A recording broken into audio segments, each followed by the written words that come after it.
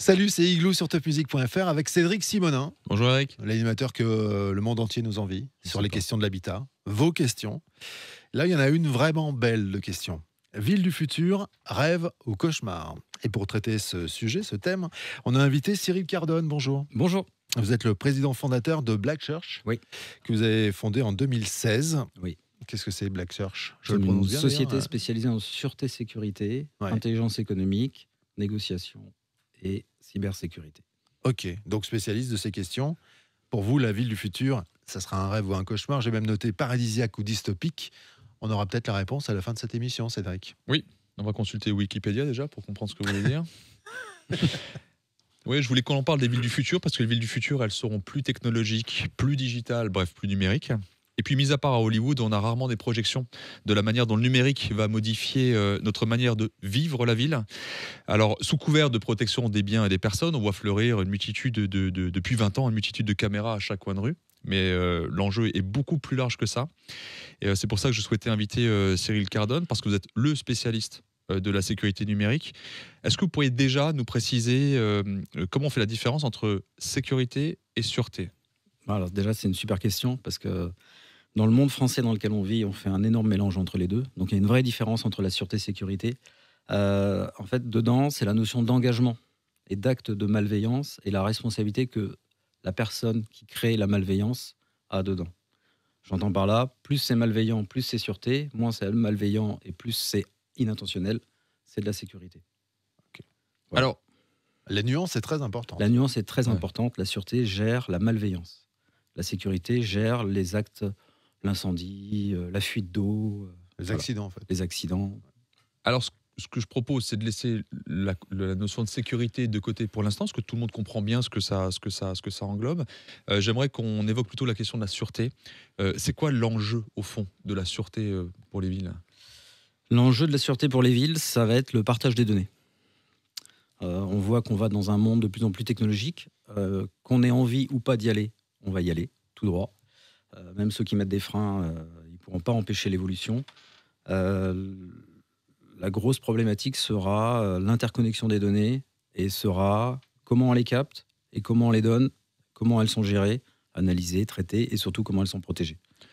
C'est possible de donner un exemple pour rendre les choses assez concrètes, ce partage de données, à l'échelle d'une ville? Partage des données, on parlait des caméras, Oui. ou des capteurs urbains qu'on peut mettre dans des trottoirs. Ça gérera le flux de circulation. Ça pourra gérer, parce que vous êtes pressé, que vous avez mis une adresse et que vous avez un rendez-vous chez le médecin et que vous devez arriver à telle heure et que votre application vous dit que vous arrivez à 12h36. Ça sera géré parce qu'il y a un capteur qui vous dit vaut mieux passer par cette rue et qu'il y a une place de libre à cet endroit-là et qu'en même temps, toutes ces données-là iront sur un serveur qui saura que vous êtes allé chez le médecin tel jour, telle heure et que vous garez à cet endroit-là et parce que vous aimez bien. Ok, donc on commence à comprendre les enjeux Ouais. de la sûreté. Concrètement, comment ça va se traduire dans nos vies, dans nos logements, dans nos villes?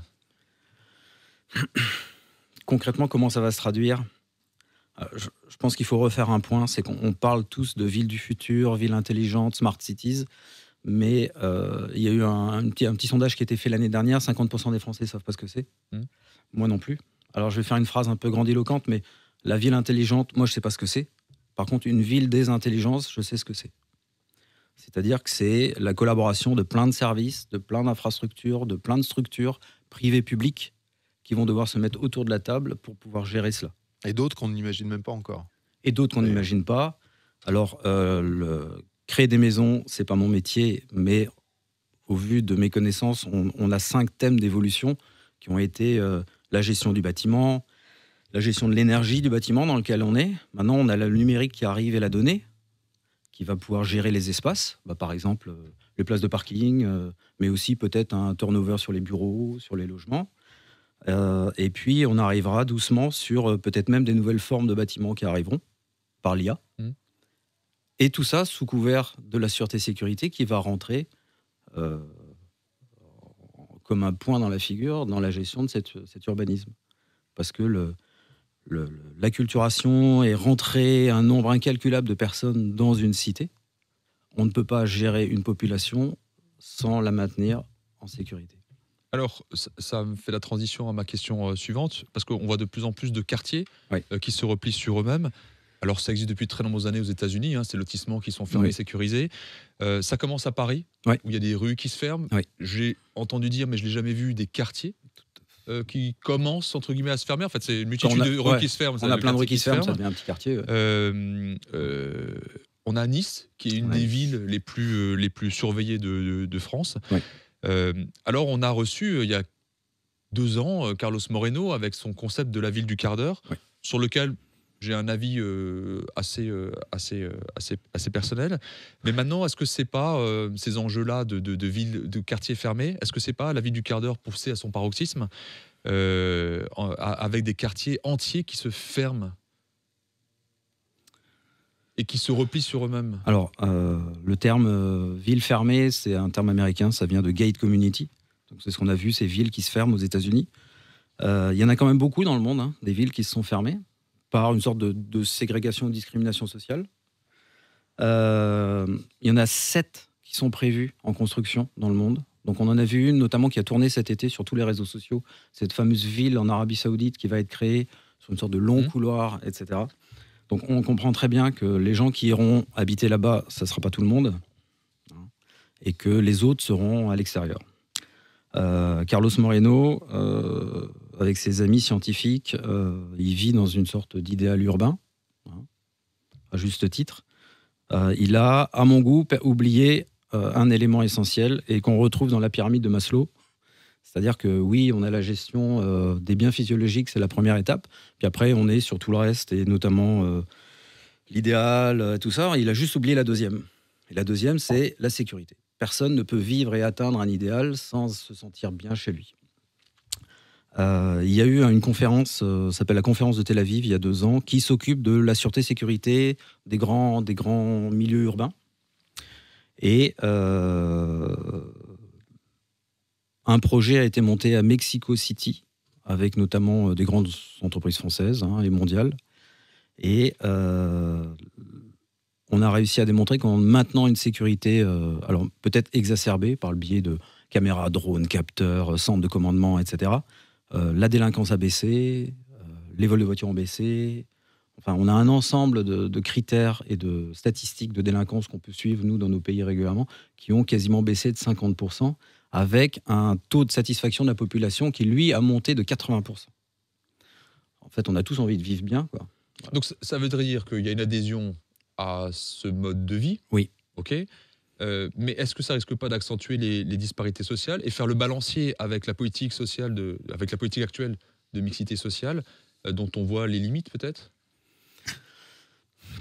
C'est sûr que cela, ça aura un coût. Parce qu'il faut bien que quelqu'un le paye, les caméras. Ça aura un coût. On a un autre élément encore qui intervient là-dedans, qui est... on l'a vu pendant la période du Covid. Donc je reviens sur Moreno. Mettre des gens ensemble, c'est très bien.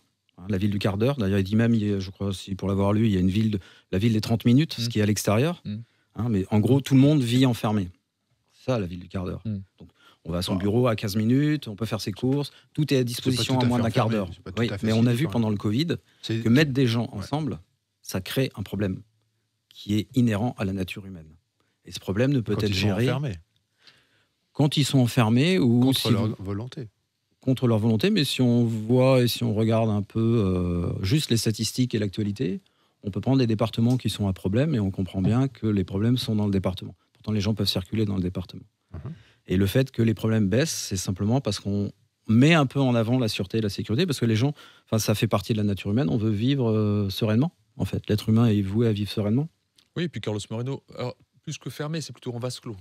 Il y a une espèce de gentrification. Moi, je ne l'avais pas pensé que comme ça. Ouais. Mais si on lit son bouquin, il y a quand même cette tendance qui vient. Alors, ça, on en revient un petit peu. Je reviens à présent sur mes propos en préambule. J'ai dit une ville plus numérique, plus technologique. Maintenant, on imagine aisément les risques liés au hacking et aux conséquences sur les enjeux même énergétiques et environnementaux. Est-ce que vous pourriez nous donner quelques exemples et puis ensuite savoir quelles solutions nos décideurs devraient ou pourraient mettre en place pour y pallier? Alors, il y a des hackings rigolos. Vous faites hacker votre boîte mail et puis, bien sûr, vous vivez dans un appartement complètement domotisé Et puis, par votre Google Home, hein, on va jouer sur le four à micro-ondes qui s'allume la nuit, les volets qui se ferment, qui s'ouvrent. Bon, ça, c'est très embêtant, mais c'est juste rigolo. Moi, je vais plus sur un capteur qui est quasiment tous les mètres dans une ville. Vous avez qu'est-ce qui fait de ces données? Vous avez votre santé dans les capteurs, vous avez votre vie privée dans les capteurs. Quelqu'un qui hack ça, ou qui... premièrement, on ne sait pas ce qu'il en fait. Hein, rançon, etc. C'est déjà un petit peu le cas quand même. C'est déjà le cas, mais ça pourrait être à plus grande échelle, puisque dans une ville complètement connectée, tout serait connecté. Vous avez quelque chose de plus embêtant, c'est que si tout est connecté et que la centrale électrique de la ville se fait attaquer, à ce moment-là, vous ne pouvez plus retirer d'argent, vous ne pouvez plus prendre le métro, vous ne pouvez plus rien faire, vous êtes coincé. Donc en fait, vous avez une gradation, une hiérarchisation en fait, de la protection qui doit être faite. Qu'est-ce qui est important? Est-ce que c'est le capteur qui doit être protégé, ou est-ce que c'est le gars qui récolte la donnée? Est-ce que c'est le serveur? Et tout ça, c'est une vraie réflexion à avoir. Et pour répondre à la question, la réflexion, elle pourra être que commune. Et il faudra mettre du public, du privé, les constructeurs, de l'urbanisme, de la police, et ce qui est logique maintenant, et du monde du privé aussi en matière de sécurité, parce qu'il y a des gens très compétents qui ont aussi une très bonne connaissance du sujet. Alors maintenant, si on avait une petite conclusion à faire sous forme de prospective, si on va dans la direction qu'on a décrite dans cette émission, finalement, question un peu provocatrice, est-ce que ce ne serait pas le début ou le retour aux villes souveraines et repliées sur elles-mêmes? C'est amusant parce que si on regarde les films d'anticipation, on y va tout droit. C'est-à-dire que les villes se ferment pour plein de raisons, pour un gain énergétique, un gain sécuritaire, maîtriser un flot de population, etc.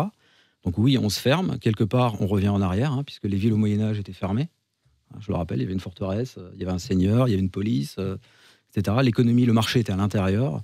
Et ça allait jusqu'au banc. Donc, ce qui était hors banc, donc un bandit, c'est quelqu'un qui est hors banc, et hors banc, ça sera le contour de la ville. Et donc, moi, je pense qu'on revient doucement en arrière. Après, on constate déjà maintenant qu'il y a de très grandes mégalopoles, comme Singapour, Hong Kong, etc., qui ont une autonomie économique, politique, même judiciaire, en dehors du pouvoir de la Chine. Mexico City devient une ville où maintenant elle devient quasiment autonome au niveau économique et politique. Et on prend Los Angeles qui est capable de passer un accord avec un État étranger. Donc pour moi, on revient doucement en arrière. On y va tout droit. Sachant que en modernisant 90% de la population mondiale, dans 10 ans ou dans 20 ans, habiteront dans des villes, tout à fait. Quand on vous écoute, si tout ça arrive, on oubliera, on sera très très loin de la pyramide de Maslow. On sera dans peut-être une nouvelle pyramide. Il faudra la réinventer, celle-là. Alors. Le top du top, c'est que le monde de la sûreté et sécurité, puisque c'est le sujet, devienne invisible. Ok. Donc moi, j'ai quand même une petite réponse à la question. Ville du futur, rêve ou cauchemar? J'ai l'impression pour vous, c'est plutôt un cauchemar si on va dans ce sens-là, dans le sens de cette histoire-là. Il faut qu'on s'y penche vraiment. Il y a des gens qui s'y penchent déjà. Il faut s'y pencher vraiment. Et les générations futures, j'aime bien dire que les générations futures, pour elles, ce sera top, puisqu'elles seront nées dedans et elles vivront avec ça. Et vous préférez Truman Show ou Brésil? Truman Show. Ouais. Mais c'est très contrôlé. C'est ça. Donc on est plutôt là-dedans. Mais ça peut devenir Brésil, faut faire attention. Ça peut vite devenir Brésil s'il n'y a pas de contrôle. Ok, on va revoir les deux films et puis on s'en reparle la prochaine fois. C'est ça. Merci à vous. Merci. Et puis on se retrouve dans 10 ans. On se donne rendez-vous dans 10 ans. Même jour, même heure, même pomme. Ça roule. À très bientôt. C'était Igloo, le Mac de l'habitat sur topmusic.fr.